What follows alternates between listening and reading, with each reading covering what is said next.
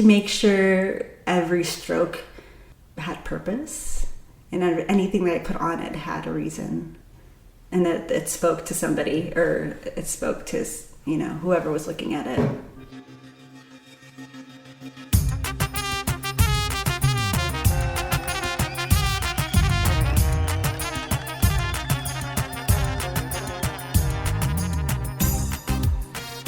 One distinctive of the Assyrian Podcast is that we're always aiming to find the hidden gems in our community that are doing amazing work behind the scenes.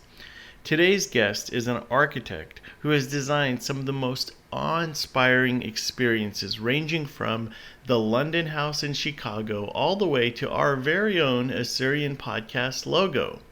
Her name is Eva Toma, and she can convert any idea into a real-life, tangible experience. Back in 2017, I reached out to her about creating a logo for the Assyrian Podcast. A few weeks later, she created one of the most eye-catching and impactful logos in our entire community. Eva is a rare mix of brains, heart, and grit. She leaves no I undotted and no T uncrossed as she brings to life stories that move us and drive us.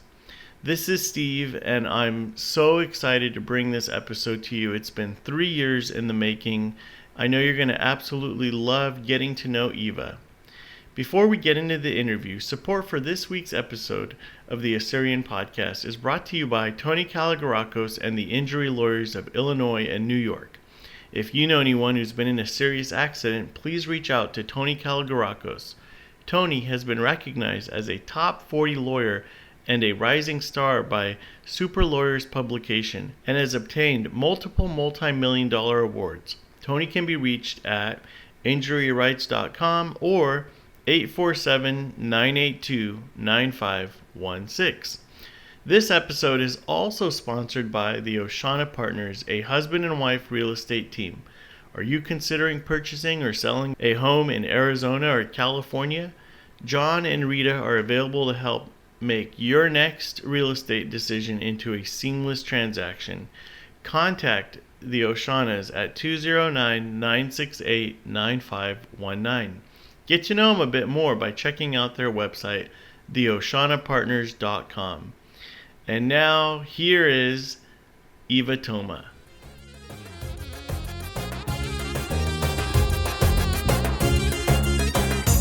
I know I met you when I was like 6th grade or something. Yeah, I think I met you when it was like 5th grade? 6th grade? Yeah. A whole other world ago, right? Those were the days, right? Yes. Yeah, we had it good. So we all grew up in Turlock, and I knew your brother. I was really close to him, and you're a few years younger than him. And then you all disappeared, and you moved to Chicago, right? That's correct. I think we moved when I was like 11. Yeah, so tell me a little bit, like, your parents, where they're from, your Assyrian background, and then how you guys ended up in Chicago. Let's just go through that real quick. So both of my parents are from Iraq. My dad grew up in a little village up north, and my mom grew up in the city in Baghdad. So they actually were arranged. My dad was sent to the city to live with his uncle, and I guess they were neighbors. So he had a few uncles. My dad got sent to one of his uncles because he was starting a new family, and my grandpa wanted him to just go and study something. So he went to university there. He became an electric engineer. And then when he got older, basically met my mom through my other uncle. She was their neighbor, and she was best friends with his niece. So they kind of got married that way. Then they moved back to the north for a little while. And then they left. They lived in Greece, Yugoslavia, and then they came to America. Yugoslavia? Yeah, I believe they went to Yugoslavia first. Athens, and then to America. So my brother is a Greek citizen. Oh, really? Yes. I did not know that. Yeah. So he was born in Greece. Athens. Mm-hmm. In Athens. Very cool. But Yugoslavia, I haven't heard of too many Assyrians going there. Yeah, so my dad actually used to work for the government in Iraq, and I don't even know if I should share this, but he noticed some shady stuff happening, so he decided to basically tell my mom and him to pack up and leave in the middle of the night, but like they were going on vacation. So they left everything behind. She was only allowed to bring a few things with her, and then they took a train to Yugoslavia, and so that's how they left. That's an amazing story. Yeah. So they had to pretend like they're going on vacation. Yeah. So he put his time for vacation at work, and they just packed a small bag, and then they left everything, photo albums, anything important was in their little apartment in Baghdad. And then they fled. And they never saw it again. My dad's been back a few times. He's older, so he misses his home. So he's been back a few times, but... Very cool. And then how did they end up in Turlock? My uncle, actually, and my aunt live here in California. Well, first they started in Chicago, so that's where everybody basically landed.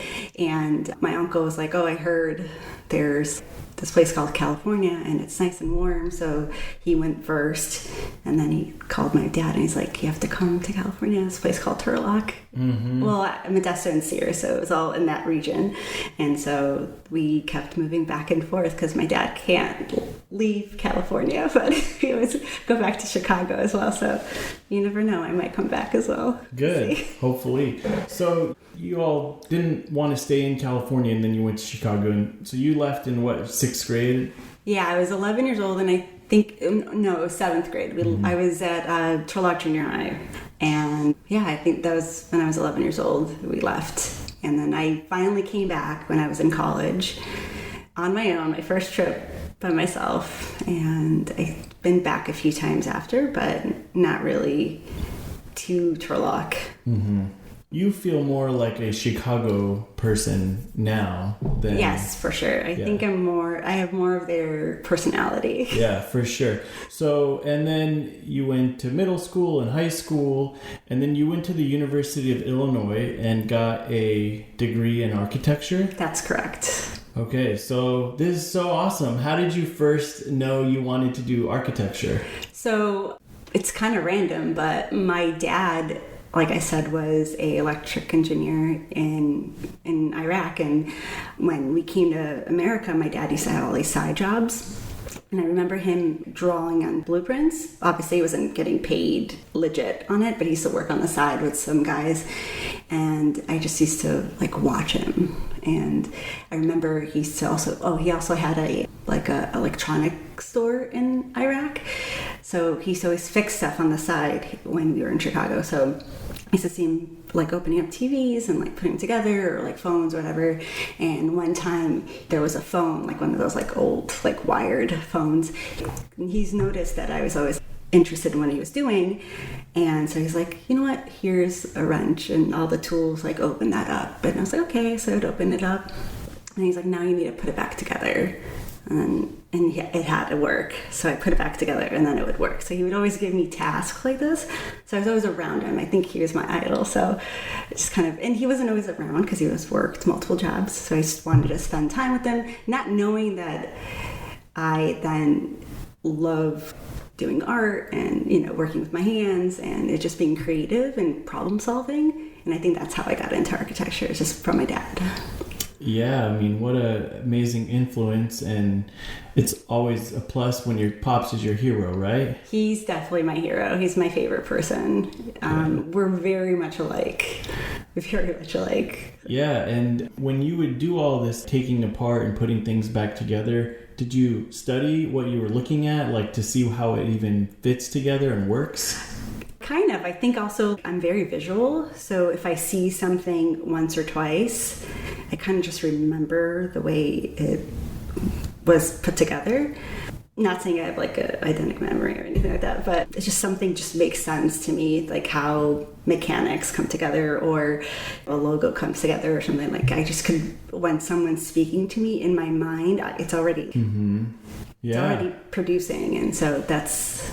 I don't know if that really led me to my career, but it sure was a big impact.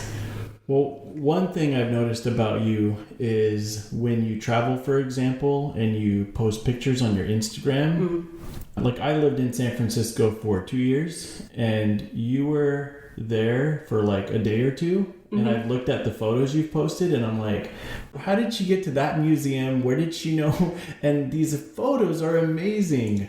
So I can see, you're definitely a visual person, but there are so many different places you could go within architecture, but you focus on the design side. Yeah, so after school, it was during that recession.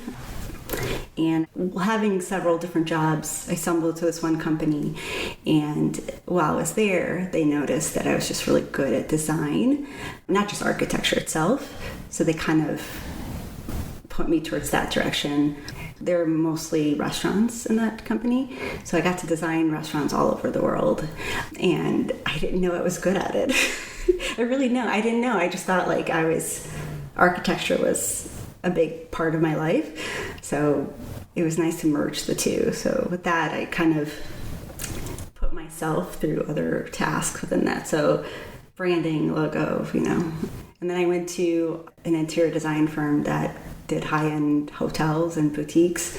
So then I felt like I really flourished there as well. They taught me how to think about the whole story, not just like a space.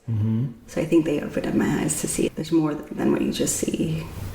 So if I owned a restaurant chain, you would be the one I'd bring in to be like, pitch me a design for this whole thing. So depending on if it's already established or not, I have some clients that are well known today, that it's either we're continuing the design or if I'm developing a new concept for their design.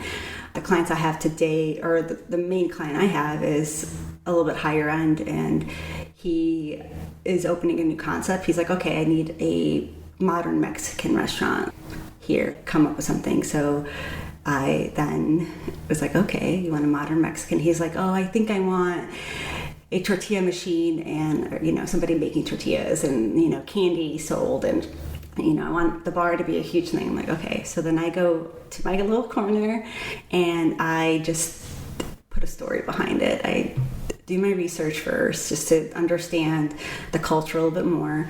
And then I develop a whole story of like start to finish, because to have a successful design, you really need that story to back it up. So we kind of developed the whole story, and I even did the logo for that one, and we're in the process of designing the space. And so yeah, to the point where we are going to design what the servers are wearing, to the chocolate or candy, what's the packaging and logos on those, and just every aspect you could think of, we're going to design it, even to the seat that you're sitting on. It's going to be custom. So just to make sure that it follows that authentic Mexican story. So someone comes to you and says, I'd like a modern Mexican layout of a restaurant, and they don't want just like, here's where the bathroom should go, here's where the sinks should go. So I'll do that too. I'll make sure the space works. So if they give us a space, or we're like building a brand new building, that's just two different stories. We, not that long ago, had a man come to us who used to develop condo buildings, and he's like, I want to own a hotel. And I was like, okay. He doesn't know anything about owning a hotel. So we came up with the design, we came up with the floor plan, and I even had to teach him how to manage a hotel, because he didn't know to that aspect. But you are more than just the architect to these people. You have to guide them through this experience. And so that's basically what I do all day, every day. And it's kind of intense, but it's what you love. It's what I love. It's crazy. Yeah, it kind of absorbs my whole life for sure.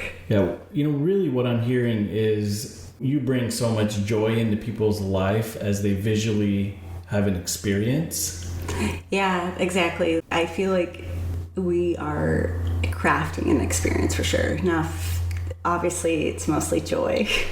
It's funny because most people don't understand that's part of our job is to make sure that every consumer or client or anyone that comes into the door is experiencing that space the way that we designed it to be experienced. They don't know why they have a sense of peace, but you know why they have a sense of peace. Exactly.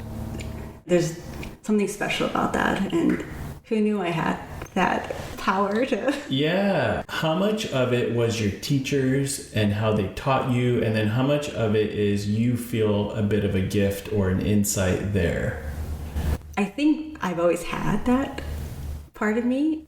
I've always had the sense of trying to please people and make sure that they're comfortable and welcome, especially living in an Assyrian family. That's always like, as soon as you walk in, you make sure tea's ready and there's food on the table and just comfort in every way. So I've always had that hospitality in me. And then with my dad's, we used to sketch together and all that stuff. So they kind of like merge into this person that I am today. But I'm also a middle child, so I was... Yes, middle child syndrome. I can relate. So can you share any popular buildings that if we're in Chicago or wherever we are, is it okay to share about any of those? Yeah. My earlier restaurants I've done are out of the country, so they're all over the world, so that you won't see. But when I was at the interior design firm, I did do the London House in Chicago, so that's on Michigan Avenue, so if anyone's there, yeah, see that. So if I go to the London House, which I've never been... It's a hotel, Oh, okay, it's a hotel. Yes. You designed the hotel and the restaurant? So when I used to be in that firm, we did hotels, so... I did the whole building for that one. As part of a team, we designed that. And did you have to choose what the art will be on the walls? Yes, everything you see in there is chosen by one of us. Yes. Everything you see, so... Okay, so if I go to the London House in Chicago, by the way, all you Assyrians in Chicago, go drive by the London House and you'll know one of your own people hooked that all up. So you're the one that then goes back. Does the client even tell you anything like, you know, Eva, I want them to walk in and get a sense of like the 1700s, or I want them to walk in and instantly feel happy, or I want them to walk in and feel like they're in a casino. Did they give you anything? Depending where you work and who you're working with, some of them just trust you. Sometimes I don't even see the clients for months. There was a boutique hotel I did in Kansas City.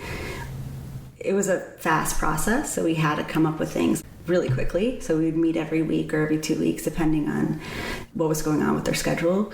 And we just kind of came up with the concept, and they were like, okay, we like it. And so we made it into a hotel. Like, they just... If you are good at your job, there's no pushback, if that makes sense. There's some clients that have been doing it for a long time that want a seat a certain way, or they want the host to be a certain place, or like the bathroom to be laid out a certain way. But that is just so rare, or so minuscule that doesn't really mess with your process. But it's crazy how much people trust you with millions of dollars just to like build and design something, and just kind of, it's kind of stressful too, you know. You're just like, I don't want to disappoint this person, and I want this business to be successful. How many big projects a year do you do? That's really hard to say. Right now, I'm actually working on 15 projects at one time. Yeah. So I'm lucky enough right now in my career where I have a team underneath me that kind of help me run things. But some of the projects, it's me that comes up with the idea, and I just give it to people. And because it's just, the client's so important that we can't just have junior staff to come up with things. So I kind of manage people right now. But I kind of left the world of it's all up to me versus like, I'd rather just manage a group of people. But yeah, 15 right now. And that's usually, it used to be like 3 at a time, 3 to 4 at a time now. Well, you earned your stripes to get there, right? Yeah, for sure. Did you ever watch Mad Men? Yes. And is that a little bit of like what you guys would do? Yeah, yes. It's kind of... where someone would come in and like hot dogs, and you'd have to be the one to create a whole advertisement around what they're doing. Not advertisement, but like but concept. The concept. That's kind of the way it works. It's kind of that you get a client, they come in, they want this, they need it in a couple weeks or whatever it might be, and you have to pitch them the idea, and either it's a hit or miss, and you go back to the drawing boards if it's a miss, or you continue on. And then some of them need it to be built in 6 months, some of them a year. You never know what you get. The game is always changing. It's always changing. There's always a formula, obviously, like in the process, but you have to be on your toes for sure. Yeah, it doesn't get old, that's for sure. Earlier, I mentioned you do a lot of your travels and you snap photos. Has there been any architectural designs or buildings or constructs where you just had to pause because it just totally blew you away? It happens all the time. All the time. Just even before coming here, right, we were kind of late. Yes. Because we had to stop and just look at the views. Like, sometimes you just stand there and just get lost in what you see and the beauty, and how we were looking at waves and the cliff and then people surfing and the birds, and I just was kind of like in a trance of like how the waves were being, like how they were moving and how the sun was hitting the water and it was glistening, and it's funny. I don't know if I'm assuming everyone like experiences the same way, but I just had to stop and to take it in. And I think that's why we like to travel so much, is that there's just so much to see and experience. And, months from now, years from now, I'll remember that day and I'll be like, you know what? I remember when I was driving the coast and the sun was hitting the water that way, and there was the way the ocean was moving, and there was a certain type of blue, and I want that blue in this restaurant. Those moments, you never forget them. It carries through. So make sure that no matter how busy I am or how crazy it is, that I'm going out and like enjoying these little moments, because they really, really make up for your life, and it leaves a stamp that kind of prolongs. Yeah, no, I mean, I feel for you. Such a tough job, got to go around, look at some amazing buildings, and I make sure that it's not just work. I do travel a lot for work, but most of that time it's me. Play. Yeah, I used to travel every couple of weeks for a weekend somewhere. I don't post everything that we go and do and see. I do remember there was a time where you were just consistently posting and you were in different places, and I was like, yep, Eva's living the life right now. Yeah, no, obviously during COVID we didn't, but we just started again. But there's just times where I just don't post because I can't even express how beautiful something was, and a photo won't enhance like that. It'll just take away from it. But I don't filter any of those photos. It's literally what I saw that day or that moment. So, yeah. Is there an architect who has been an inspiration for you, or a designer? That's, I can't pick one because they all have their unique sense of style. Zaha Hadid has these amazing. Who? Zaha Hadid, she's a Middle Eastern architect, very famous. She passed away a couple of years ago, and we went around the world to see her architecture. I went to Korea to go see one of her buildings. I know it's crazy, you go across the world to see a building, but it's worth it. In my eyes, it's worth it. There's just so many, there's Calatrava. I don't know if you've know of Calatrava. Oh, sure. I talk about him with my friends all the time. So he has one of the stations at where Ground Zero is in New York. He has a museum in Milwaukee. It's that kind of, anyways, look him up later. You totally geek out on it. I do. So I just can't pick one that I love. But if I had to pick a classic, it's probably Mies. You've given us all a lot of good Googling things to do. I read a book once called The Geometry of Love, and the book was about how buildings speak. And as we've been talking, that's what I'm hearing is you design places that will say something to the world and to the people who walk in there. Yeah, if you don't feel something when you walk in or approach it or leave that space, feeling an emotion, then I didn't do my job. Mm-hmm. Because I put a piece of me in all that stuff. So like if you don't, hopefully everyone feels something, but there is a piece of me in every project that I've done. And it's kind of crazy that that's how I have my statement once I leave this world, is that I have a little bit of Eva, like, just spread around. I love it. Beautiful. So I think anytime someone gets lucky enough to find something that they can do for hours and hours, because when we were kids growing up and something got our attention that much, we just thought it was cool. Like my friends who loved cars, like I never got into cars too much. I had one car that I really liked, but I loved doing other things. Sounds like for you, the thing you love, the drawing, the taking things apart, you took drafting, AutoCAD class and all these things. And like you then, now it's your discipline, it's your field of study. How cool is that?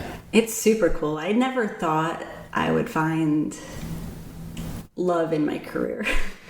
You know, because everyone complains about work, and right. It's just something that you have to do, which I actually love doing what I do. Yeah. And it took getting married to get me out of work, if that makes sense. No, I hear you, yeah, because you probably are like, I love traveling to the next place and seeing what to look at, and dreaming of the next client might bring me a big job. I just love working all the time. That, and it's like if you love what you're doing, it's not work anymore. You just constantly want to do it. So it takes a lot for me to pull myself away from doing it. So obviously I love my husband, so it's like, okay, I enjoy what I'm doing right now, but I also love being home and spending time with him, because you have the love of your family and your friends, but this is just a career. It's a thing. It's not a career, it's a lifestyle. Yeah. It's a lifestyle. That's what we've all been told to do. So I want to talk about the logo, but before, just to veer off for a second, you mentioned, when you leave this world, and then it made me wonder, church structures. And one thing I've wondered is, what is the experience people are supposed to have? What story does a church building tell?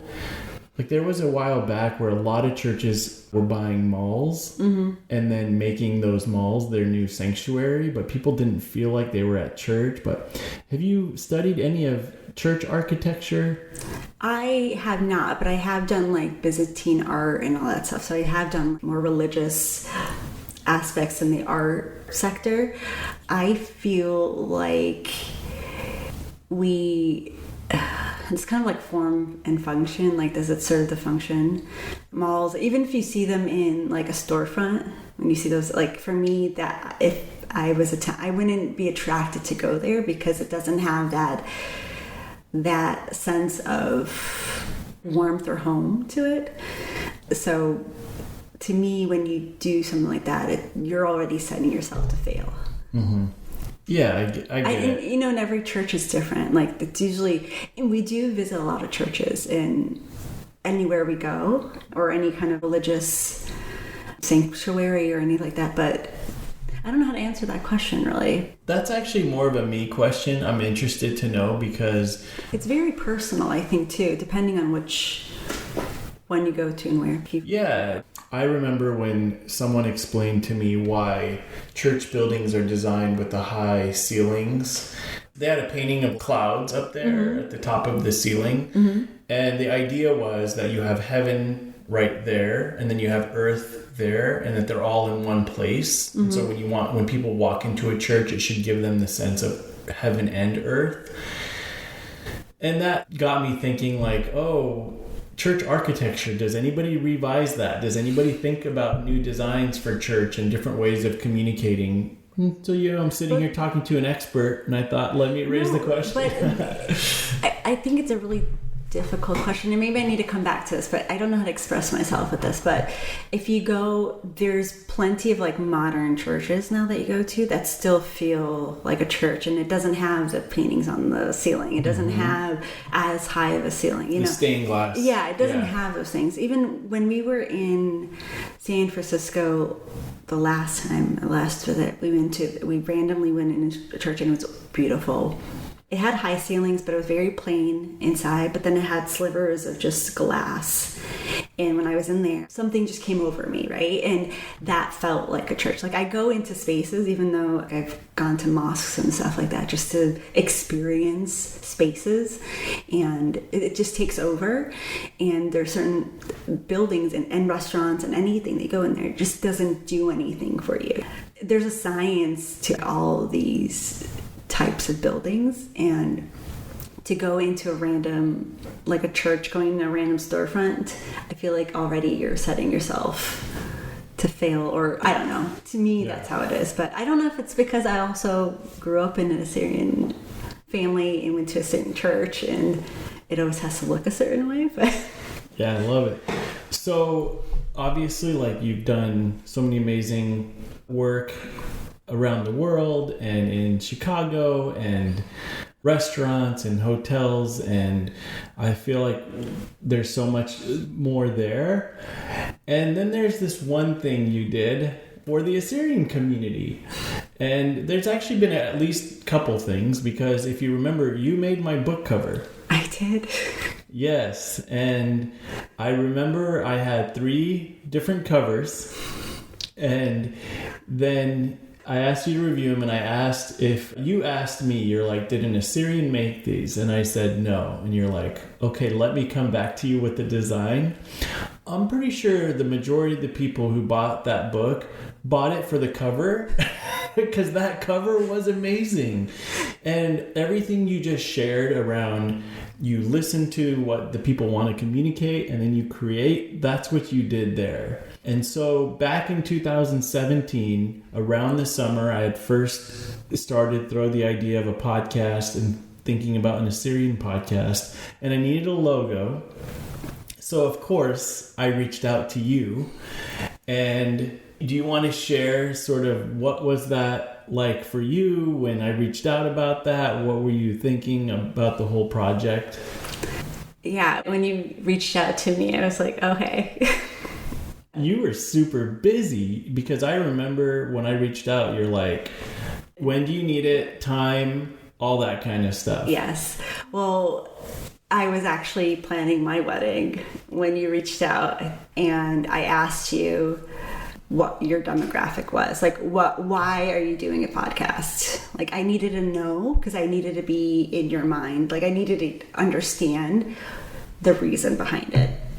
So when you told me, and then I was like, okay, give me some time. I will work on it. So I just thought about it, and then I kind of created this guy. I remember you asked me, you're like, what do you want this to say or be? And I said, I want something that looks ancient, but also modern and like hip and proud. Yes, that's correct. And then I took that and I was like, okay, we need to create this icon, and what is it going to be? So it kind of took a play off of the little hipster Assyrian situation and mixing it with our ancient, obviously, icons, historic icons. So I kind of like merged the two. Mm-hmm. And obviously I know I'm kind of butchering this, but there was more thought to it. I wanted to make sure that it was eye-catching, no one else had it, and that it said something. And when you look at it, you know exactly what it's saying. So that's how he got created. The beard. Did you draw every one of those circles? I did. I said if I was going to give this guy a beard, because, you know, a lot of guys these days have these That's like a massive huge beard. Yes. And I had to make sure that because if you look at all of our like relics and stuff, they have these like swivel beard moments. And so I wanted to make sure that I captured it in this icon, and he had to have it. And I went there and I actually there were some that I didn't like and I had to redo them. I was like, okay, let's make sure everyone is perfect. We had several proofs. Yes, and I think we were going back and forth on how we wrote the name, and I told you that we could just change the font and the name however we wanted. And I made sure that the glasses always had the white behind it because I wanted to make sure we didn't butcher the Assyrian flag when you printed them out. Yes, and when we went to make shirts, we were having trouble with that because they wanted one that didn't have... I have to redo those, but I did that on purpose for you. I just felt like it might not read... Well, this one was made for the logo for the website, but I wanted to make sure that the flag wasn't interrupted because besides the beard... If you're Assyrian, you know that, right? But if someone else that wasn't knew or saw that flag, they would be like, what is that? And they looked it up. So I kind of did that on purpose. So if you did play with the background of the logo, that it was still white. Yeah, no, we didn't make any modifications. I know, I could tell. Yeah. But the t-shirts, we could go back and change them. Yeah. But I made sure, because remember at the time, we're like, I'm just going to create the logo for the podcast. And if we want to do t-shirts or any other memorabilia, we have to create another file for it. So we have to do that. Yeah. We charged ahead because we needed shirts for like the previous convention, I think it was. We wanted to have shirts ready. So, and I know we went back and forth, but the beard is obviously amazing. And then he's got these cool headphones on. So the dude's got this huge beard, and by the way, we call him the Dude. Is that his name, the Dude? Yeah, Odessa actually, I think, named him the Dude, and it's DOOD. So we don't really have a different name for him, but the headphones make him look like, he's engaged in the world. He's listening, he's learning, he's listening to cool music, like whatever it is, the headphones. How did you get that idea that he should be wearing headphones? Besides him being, listening to your podcast. Right. Is that one was a no-brainer for you? Yeah. Like, you had to wear headphones? I was like, he has to wear headphones. Like, he is the podcast. Mm-hmm. He's listeing to the podcast. It's nice to kind of play with that a little bit. But it also it reminds me of like youth today. So I wanted to make sure that your podcast not only attracted the older generation, but I wanted them to attract the younger generation. So he needed to be something that kind of everybody relates to. So this is why he had that and the cool hair. Tell me about the hair, actually. Like, was that just...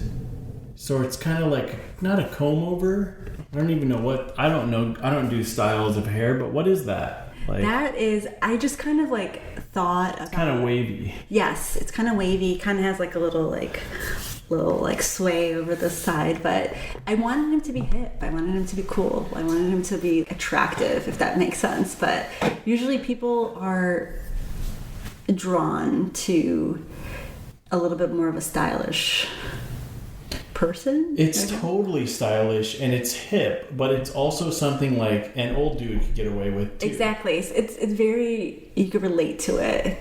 And that's kind of, again, that was another thing where I kind of like modified a few times to make sure every stroke had purpose and anything that I put on it had a reason.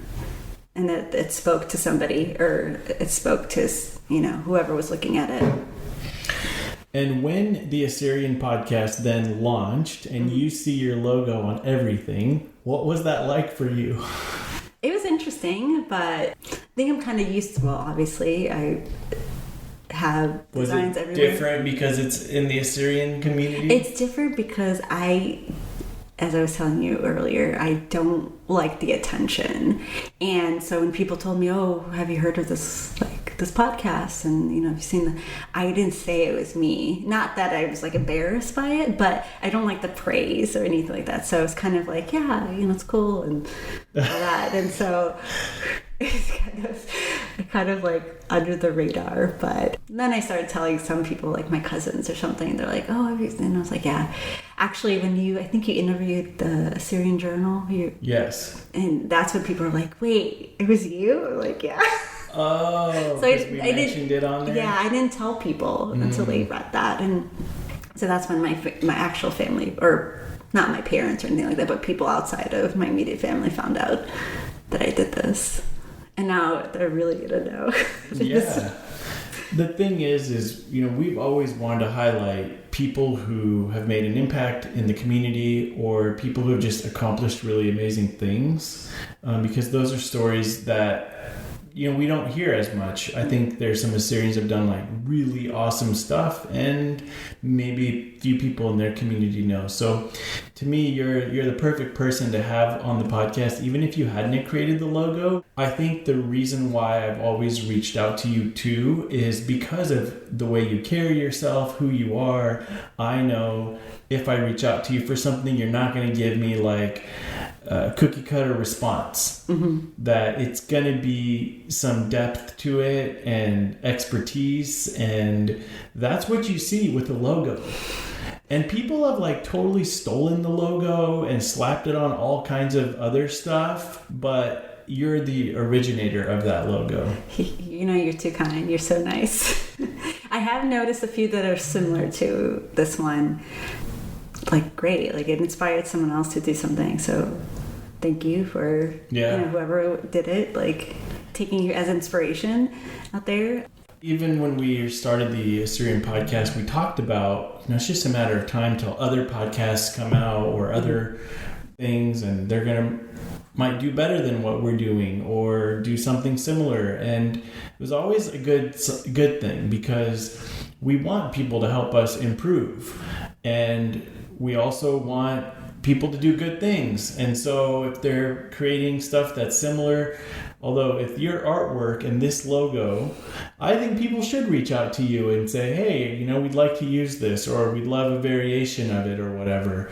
I'm thankful for that. And of course, I think the logo itself says exactly what the original intention was, which is why whenever we open up our online store, we do get so many people like wanting to buy, and shirts and sweaters and mugs and tumblers, pop sockets.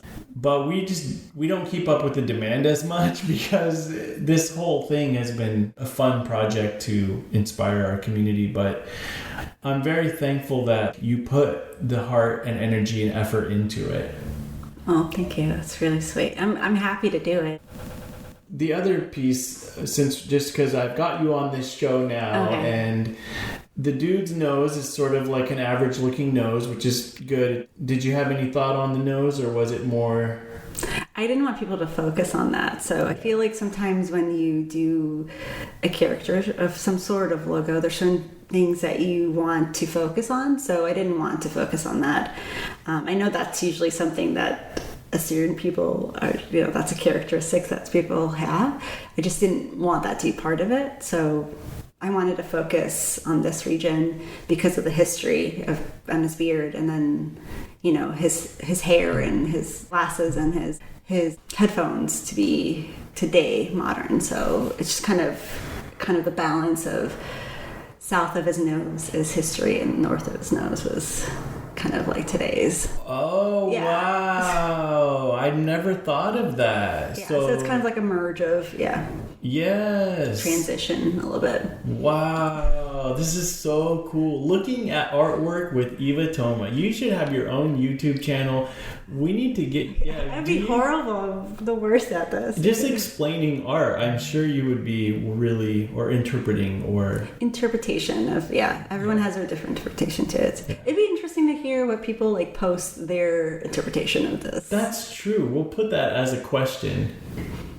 Yeah, I mean, I think this is going to be one of those episodes where, especially our longtime fans, they're going to be like, we want to know who created this thing, because, it's all been behind the scenes. And that's what I love about this whole thing. We don't do video, we do audio, and anybody can be a host that sort of exhibits those conversational skills and can bring to life these awesome things that people have done. All right. Well, I am going to hold on to that nugget for a long time. The south side of the face is sort of our ancient history. The north side is where we're going. That's super encouraging. Wait, one thing I just remembered. What about the dudette? We never did a We never did a dudette because I didn't want to do the dudette. I remember you said no. Like you played around with the idea and then you were like, no, we don't do another logo. Yeah, because I wanted to make sure that this was the Assyrian Podcast. Like, he was the Assyrian Podcast. And if you kept changing it, not saying anything about, like, you know, not that the boy is better than the girl or any means of that. I just need, it's beyond the sex. Mm-hmm. It was just this idea of this person. And I think you were throwing the idea that if a girl was getting interviewed, you would change it to the girl and the guy. That was the line. And I was like, no, this is going to stay. Like, does McDonald's change their M? No, they don't. It's always the M. Yeah. So he's going to be it. Well, here's the thing. When I think about this whole thing, and I think about people like you who did what you did, and you could have charged me a fortune. You charged me a good amount, which was good. Because struggling with that. I didn't want to, but I was like, I think you said you wanted to, right? And I was like, oh yeah. Yeah. I was like, no, but I looked you up. I've known you forever, but I looked you up on LinkedIn, so I could tell. I was like, Eva is not someone who just gives away her time. I don't care if it's for Assyrian people, who it's for. I'm sure you have your own way of giving back, but this is your professional work. And so remember we talked about, I said, I don't know how far this is going to go. How about we do this much? And then later we can do more. And then later I came back and I was like, here you go. And you were thankful. You said, thanks for remembering and coming back. But yeah, I was struggling through that because obviously I don't need the money, but in our career, like being in the arts, it's hard to be taken serious. And unfortunately, money is the way that people show how they seriously take you, and so it's hard. And obviously I'll do anything for you. But you gave us a wonderful deal, but knowing what you do and what you could charge and what you probably charge everyone, I was so thankful.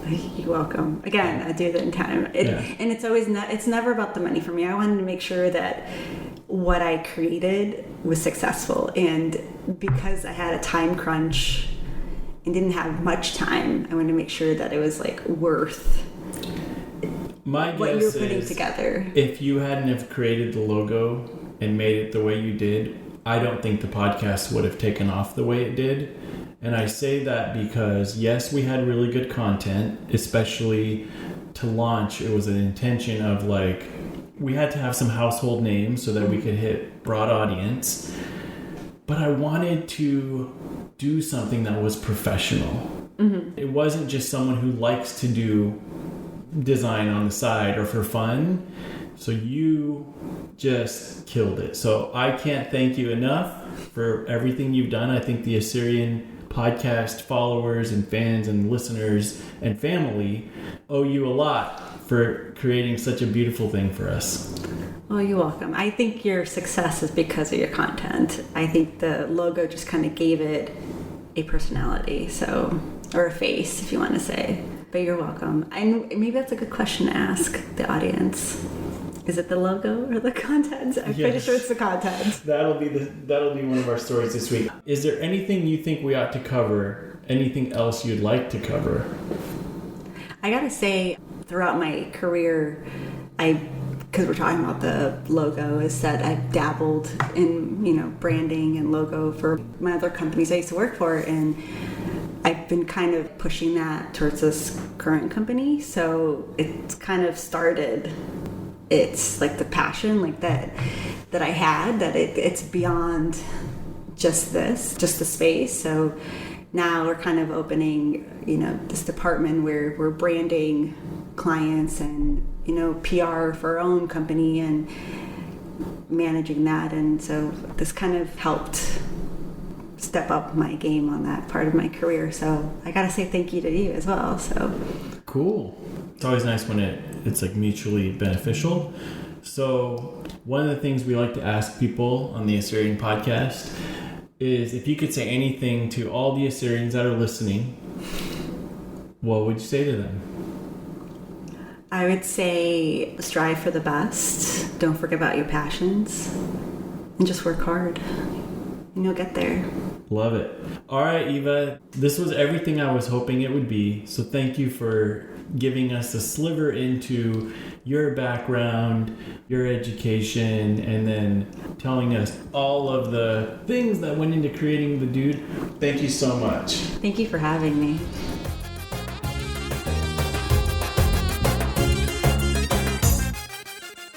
Before we go, I want to remind you to rate and review the podcast wherever you listen to it. It really helps us to hear what you're experiencing and what you're thinking about the work that we're doing. And as we look to a new year of the Assyrian Podcast in 2022, we're also thinking about some different structures and some different topics and some different ways of doing the podcast. So if you have an idea or something that you're passionate about, please reach out to us either through one of our social media platforms, Instagram or Facebook, or email us at info@assyrianpodcast.com. We'd love to hear from you, and we're so thankful that you're a part of this Assyrian Podcast family. See you next time.